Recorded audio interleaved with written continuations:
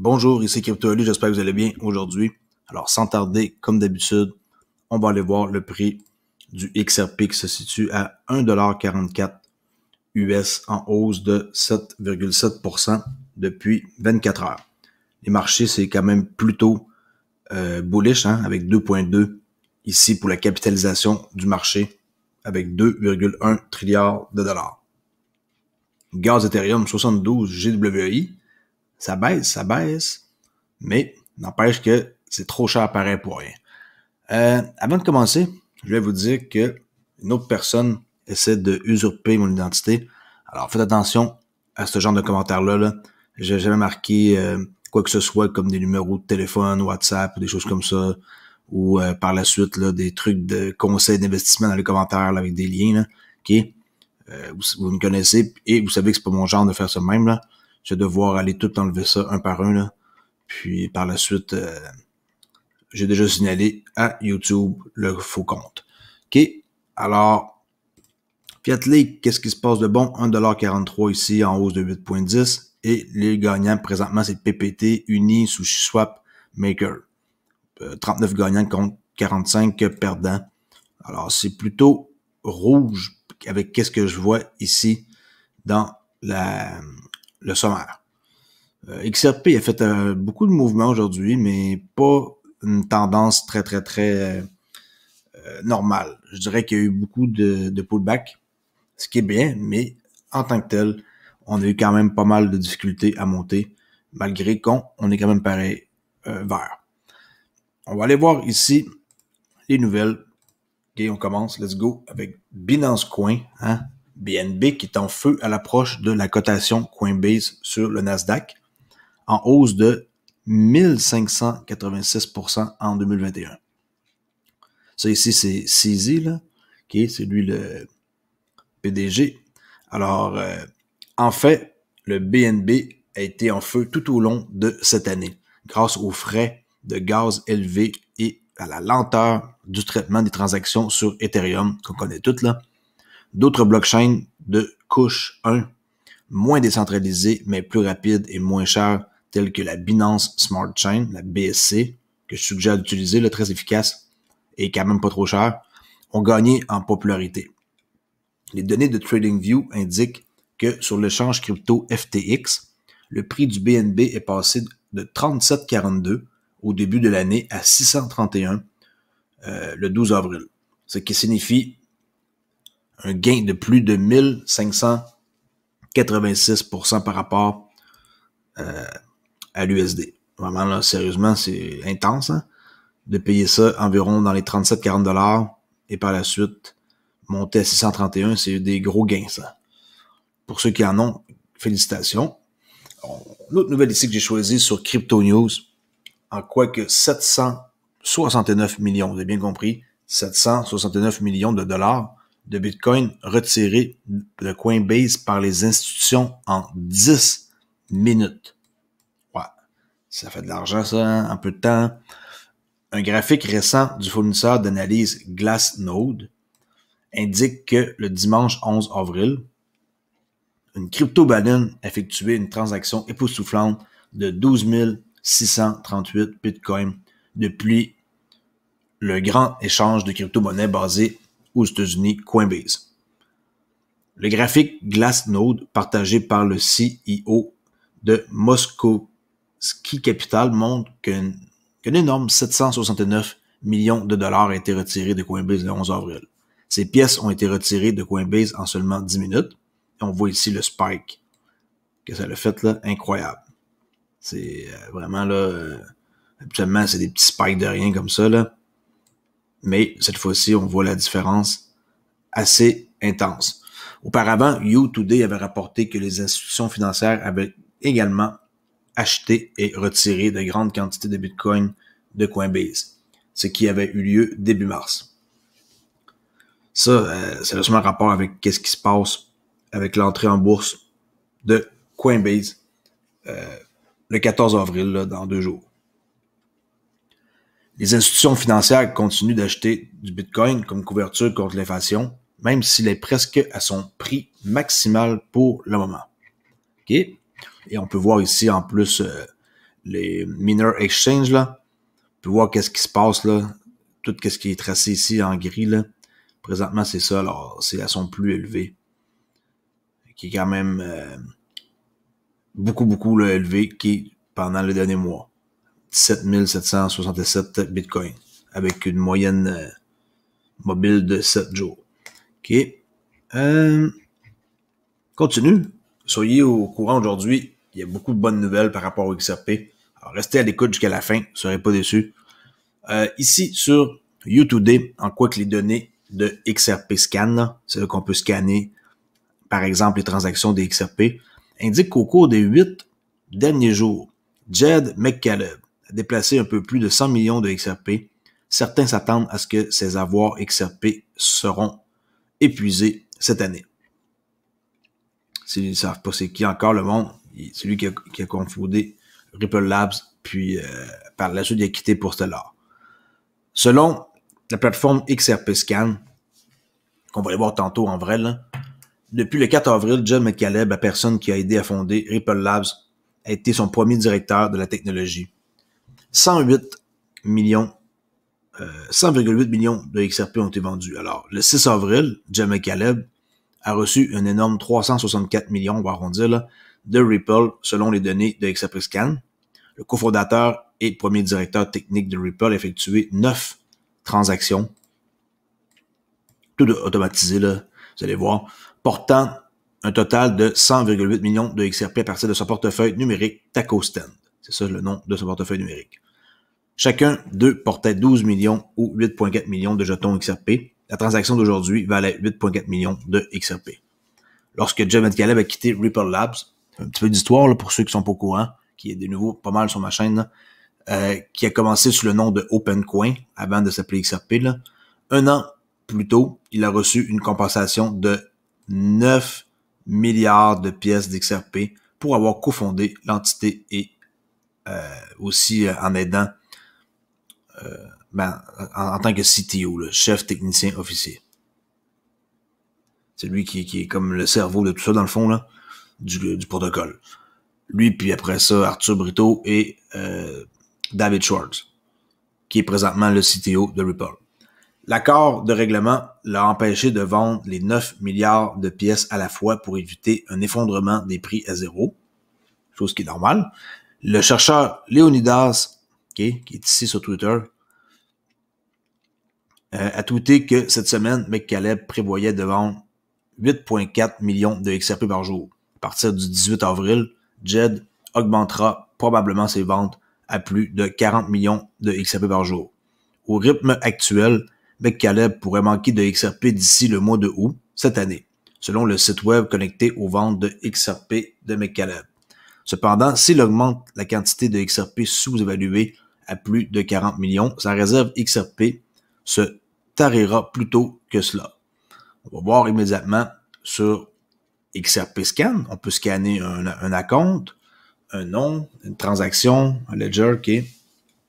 Alors ça, c'est TacoStand. L'utilisateur, Jed McCaleb. On voit que il l'a activé le 10 janvier 2013. Et les transactions qu'il a fait, 8.4, 12, OK. Si je vois Next, il doit en avoir d'autres, là. On peut voir les dates. 9 avril, 10 avril, 11, 12. Toujours pareil. À 7h02, OK. Il fait toujours ça le matin comme ça, c'est automatisé. Fort probable, là. Je pense pas que le gars il soit maniaque pour se lever puis faire ça juste pour ça à une heure précise, là. Alors, c'est automatisé, ça, c'est clair et certain, hein, comme dans l'Obenut. From, to, tu sais, on voit là de TacoStand, Bon.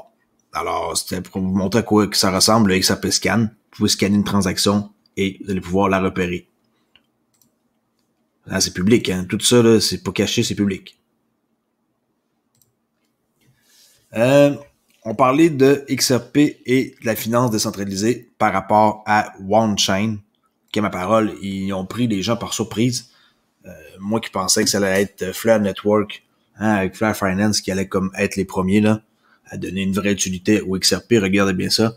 L'inauguration de l'ère DeFi, la finance décentralisée de XRP. L'introduction de ponts transversaux XRP décentralisés, le XRP Ledger, le Ethereum et le XRP Ledger, les ponts OneChain sont actifs et opérationnels, mes amis. On va aller voir leur site et tout, c'est très très beau en plus visuellement, là. Depuis 2017, OneChain a pour mission de favoriser l'adoption de la blockchain grâce à l'interopérabilité en construisant des ponts entièrement décentralisés reliant les nombreux réseaux de blockchain en silos du monde. Après avoir construit un cadre d'interopérabilité de blockchain décentralisé à la pointe de l'industrie, reliant Bitcoin, Ethereum, OneChain, EOS et la Binance Smart Chain, l'équipe OneChain continue de progresser.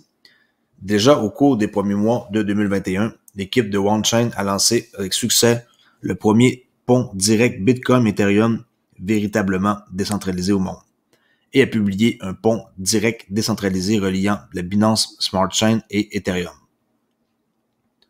Désormais, l'équipe de OneChain est heureuse d'annoncer que les ponts interchaînes reliant le XRP Ledger, le OneChain, Ethereum sont actifs et opérationnels sur le réseau principal de chaque réseau, ce qui est vraiment une excellente nouvelle pour l'ère de la finance décentralisée avec XRP surtout.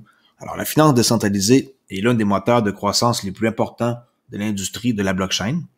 Cependant, en raison de la domination d'Ethereum et de la nature des blockchains cloisonnées, la plupart des jetons et leurs détenteurs sont incapables de tirer parti des innovations de la DeFi. Grâce au nouveau pont XRP Ledger, Ethereum et XRP Ledger, OneChain de OneChain, les détenteurs de XRP n'ont plus besoin de se compter parmi les majorités cloisonnées.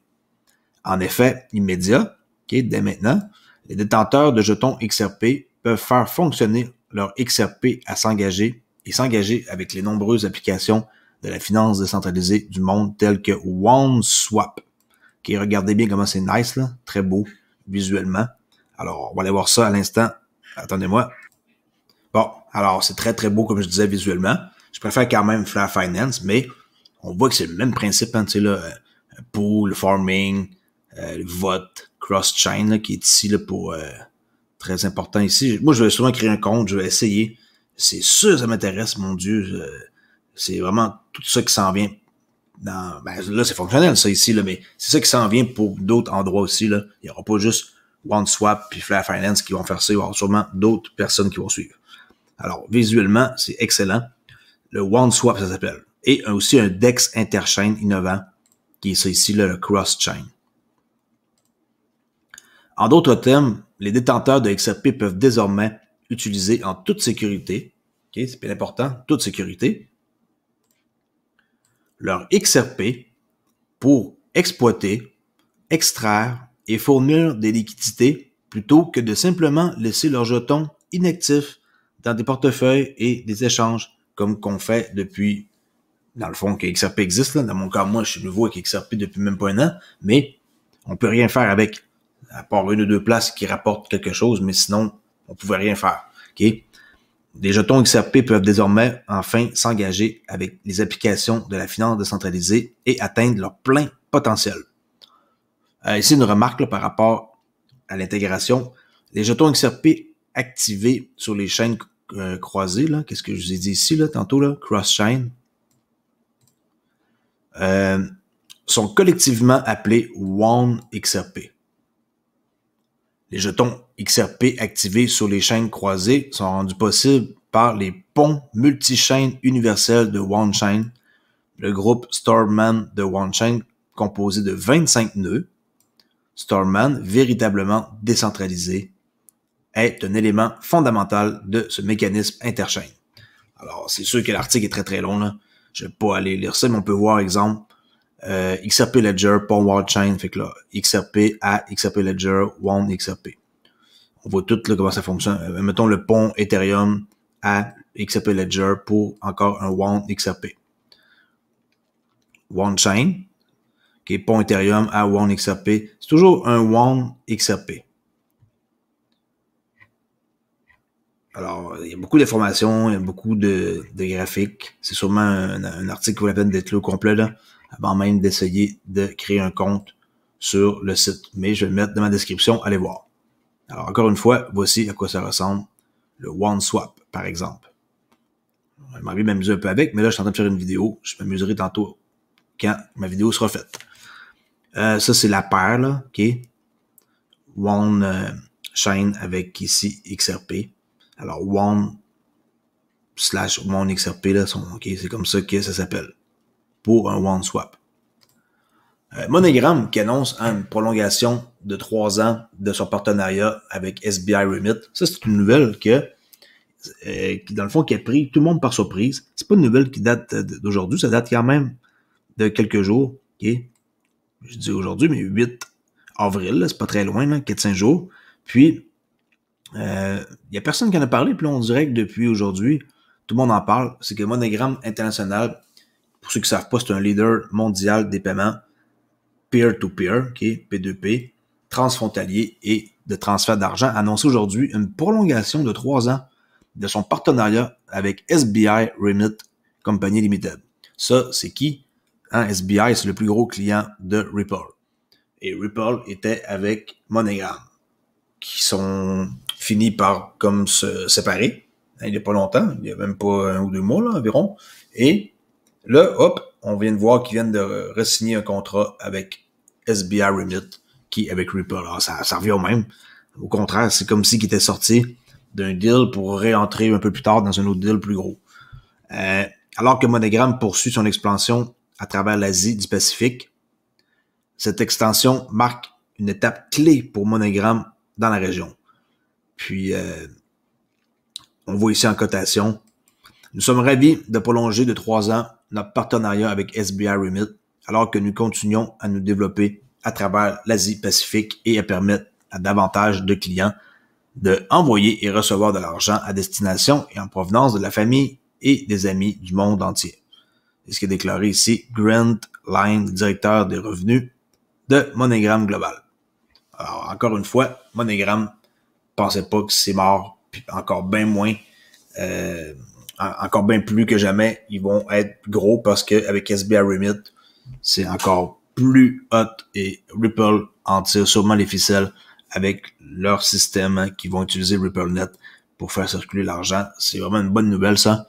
C'est pas parce que je mets mes nouvelles vers la fin que c'est moins important, là. C'est juste que je les place au fur et à mesure que je découvre de l'actualité, là, OK? Miguel Valles, que vous devez connaître, cet homme-là, là, OK?